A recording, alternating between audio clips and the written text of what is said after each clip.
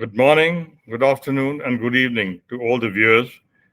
On behalf of NISSMAT, I welcome you all. Today, we have an important subject that the global anxiety of what is happening in West Asia. Large number of incidents have taken place since dialogue number 5 that we've had. Then last week, South Africa raised this point in the International Court of Justice at Hague. This is an important body because it's a part of the UN, one of the organs of the UN.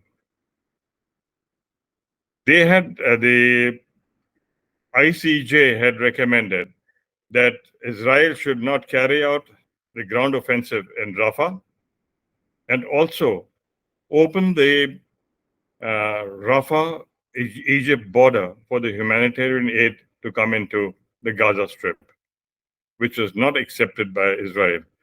The Prime Minister of Israel is very clear. He says the war will end after he has met the aims. I guess the aim is towards Al-Qassam Brigade, which is operating in Rafa. This Al-Qassam Brigade is showing a lot of resistance towards the IDF, which is launching a ground offensive in Rafa. They've also exhibited the capability to produce homemade missiles, which they fired 8 of them on Tel Aviv. And as this is when the war in Rafah is going on, it's going to be a hard-fought war in Rafah because it's a built-up area with a number of tunnels, and the Al-Qassam Brigade is a sizable force of the Hamas in that area. Besides that, Mr. Nasrallah, who is the leader of the Hezbollah, has also stated a major operation is going to be launched against Israel. So besides Hamas, Hezbollah also coming into play. And the third aspect, the proxies of Iran, there's the Houthis. Houthis have attacked 3 merchant ships, 2 in the Indian Ocean and 1 in the Red Sea, along with the 2 destroyers in the Red Sea. Now, I think there is a split also in the War Council of Israel. Mr. Benny Gantz, who was member of the War Council, initially had threatened to leave the council. Now he has proposed to the cabinet that 2 proposals he's made. Firstly, what went wrong with Israel to prevent an attack on the 7th of October last year?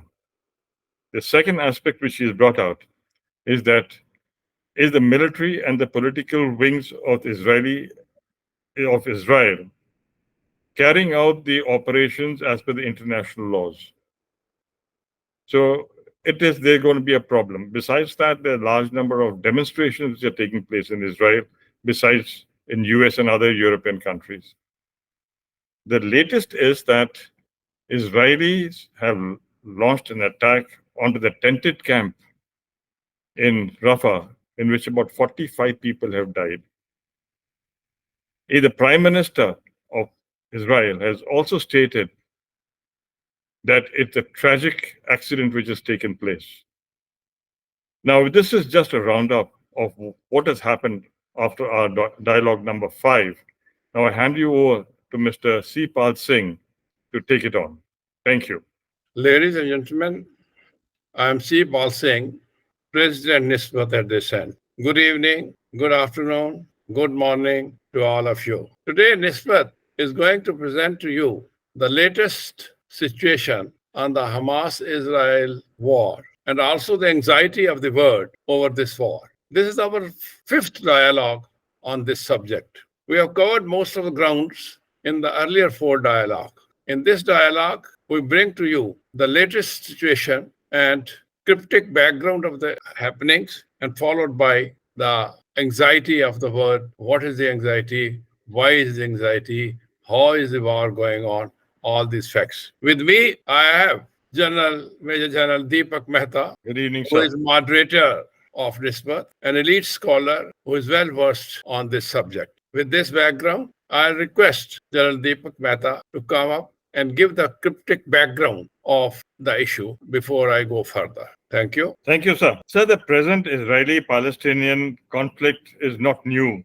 It started around the 19th century and it is going on in the Levant area. Levant is the area which is on the eastern flank or the eastern bank of the Mediterranean. In 1917, the Balfour Agreement was done by the British to give a state or an area to the Jews to establish a homeland. This led to a large influx of Jews into the Palestinian area. And this influx of Jews into the northern portion of the Levant created a lot of fights between the Jews as well as the Palestinians. It is not new. As a matter of fact, since that time, 4 wars have been fought. The first war was fought in 1948, and thereafter a ceasefire came into place in 1949. Then a 6-day war was in 1967. Israel gained control of the West Bank from Jordan and Gaza Strip from Egypt. Thereafter came the Palestinian Liberation organized by Yasser Arafat. It was established with the aim to liberate the area from Israeli control. In 1990, the Oslo Accord was signed between Mr. Arafat and Mr. Rabin. Mr. Rabin was the Prime Minister of Israel at that point in time. In 2006, the Israelis pulled out the settlements and also the troops from the Gaza Strip, and Hamas came into being. Hamas started having a full control of the eastern of the Gaza Strip.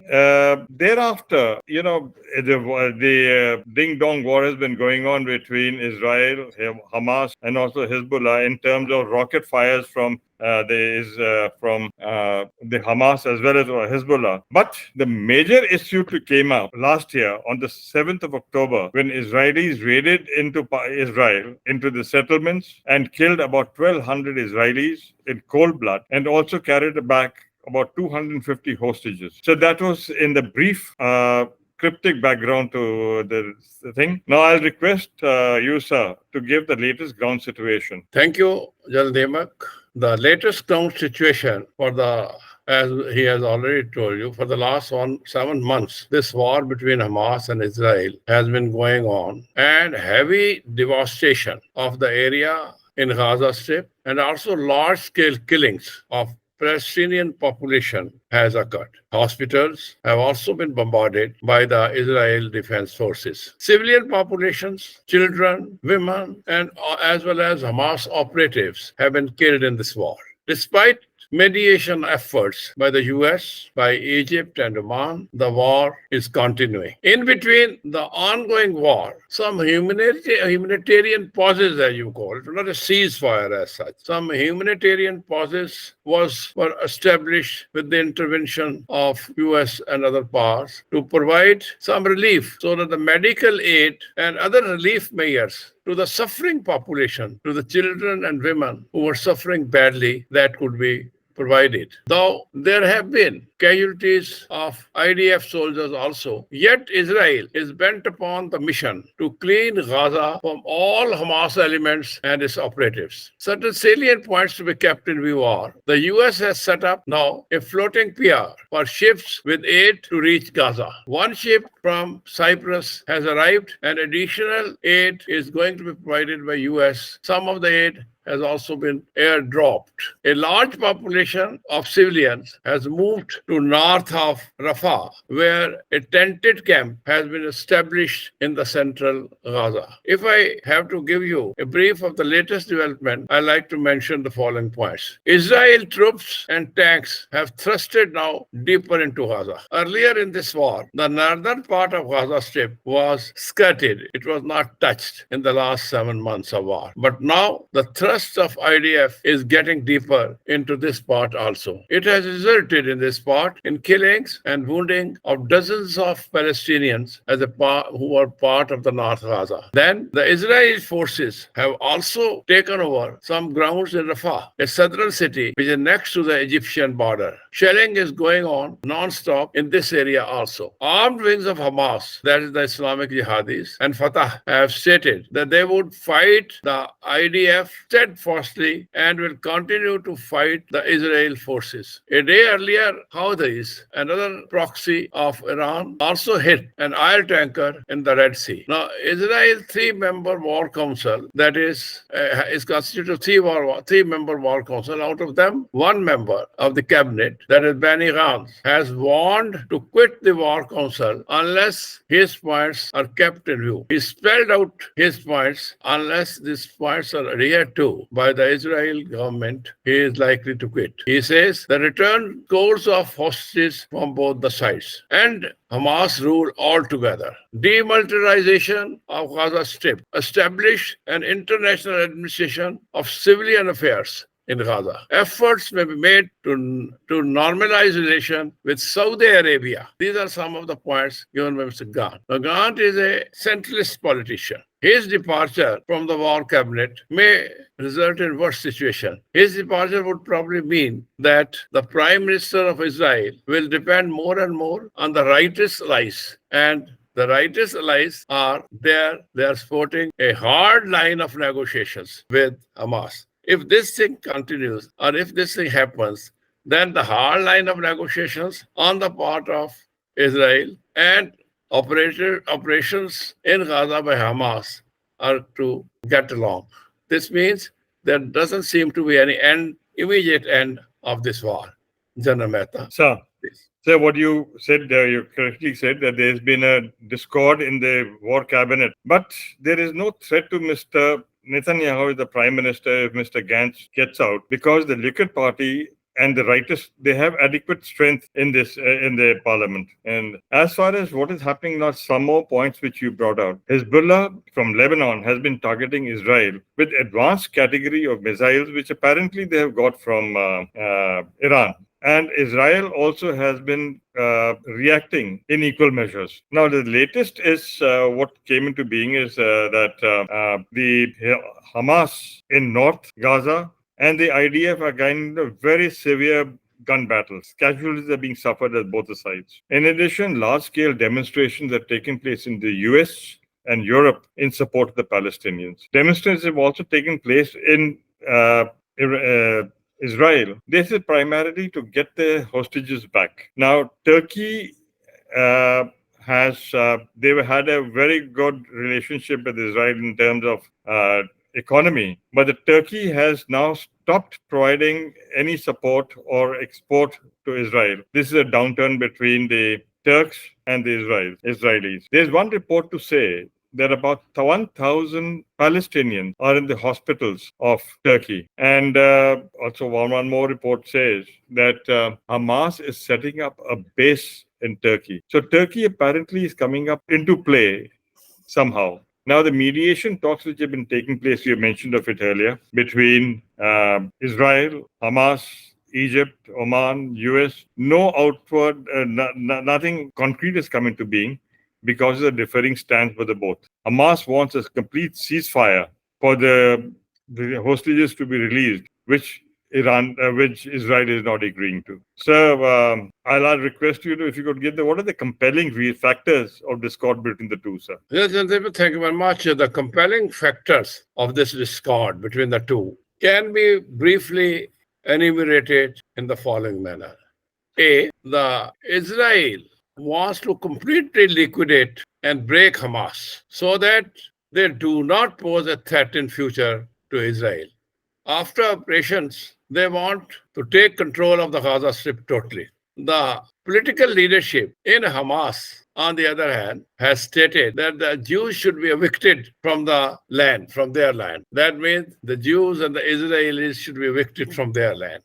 The definitely opposite stand. U.S. intervention is there from time to time, but Israel will not be able to finish Hamas because of their ideological stand and maybe of Iranian interference from time to time to help them. The U.S. has proposed to provide military equipment and ammunition to Israel worth $1 million. Imagine, on the one hand, we want the war to end. On the other hand, the U.S. has proposed to provide military equipment ammunition, arms to Israel worth $1 billion. Now, in this way, I don't think there's any side trying to bend or have a little flexibility. I feel the insurgency will continue because the Hamas aim and ideology is entirely different. The families who have lost their kith and kin would like to seek revenge, this side or that side, because the families of the Israelis, they will like to take revenge. Their hostages have been taken. They like to take revenge. On the other hand, the families and the children who have been killed, devastated on this side, that is the Hamas side, their families and their kith and kin also want to take revenge upon Israel. Exactly. So both the sides want to take revenge. Iran would, I feel, continue to support the help of its proxies like Hezbollah and Hamas to keep the pot boiling. If the pot is kept boiling, the idea of having a ceasefire in the immediate future should be abundant.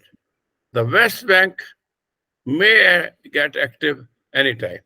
In view of these factors, I am of the view that this conflict is going to continue for quite some time unless some other efforts are made, some extraordinary efforts are made by the other countries outside to bring an end to this war. Deepak. So, what you said is absolutely bang on. Now, about 3 weeks back, the Israelis struck the Iranian embassy in Damascus, killing 2 very senior general officers of the Iranian army.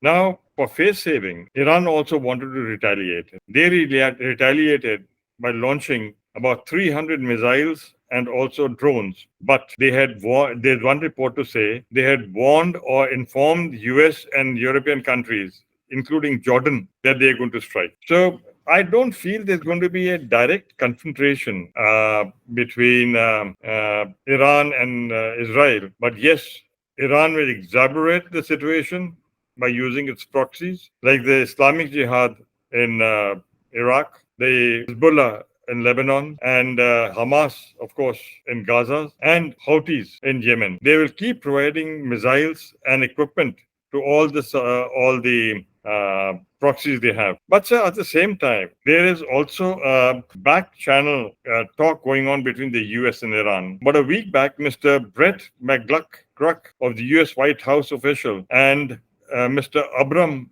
Paley, a deputy special envoy of Iran, have held talks last week in Oman. The aim of the talk was the US to advise Iran to rein in the proxies who have been attacking the US troops in Syria and in Iraq. The proxies which are actually operating in this area are the Islamic Jihad. So this is as far as what I feel of Iran is going to be doing, as especially for global anxiety. Then Deepak, as pointed out by you, I totally endorse that in view of various back sports, I mean the Hamas is getting support directly or indirectly from Iran as a sort of, when sending its proxies. Israel is directly or indirectly getting support from USA, either in the form of economic aid or in the form of arms and ammunition. Correct. With this background, I think the situation may worsen unless some drastic steps are taken by the international community.